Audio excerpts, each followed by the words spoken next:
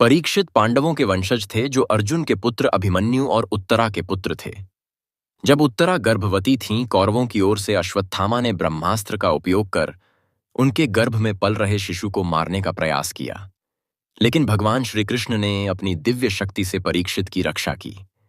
इस तरह परीक्षित का जन्म हुआ और वह महाभारत के युद्ध के बाद पांडव वंश के उत्तराधिकारी बने। राजा परीक्षित का शासन राजा परीक्षित को न्यायप्रिय, धर्मपरायण और प्रजा का ख्याल रखने वाला राजा माना जाता है।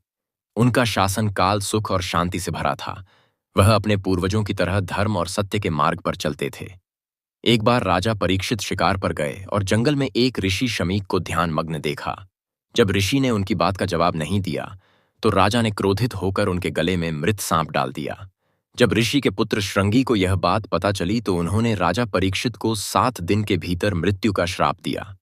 श्राप के 7वें दिन तक्षक नामक नाग ने राजा परीक्षित को डस लिया, जिससे उनकी मृत्यु हो गई।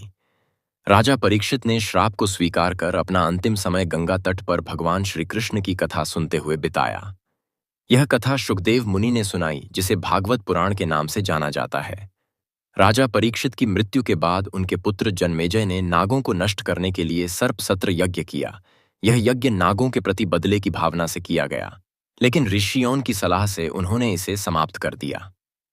परीक्षित की कथा हमें सिखाती है कि हमें अहंकार और क्रोध से बचना चाहिए और अपने कर्मों को धर्म और न्याय के मार्ग पर रखते हुए जीवन जीना चाहिए।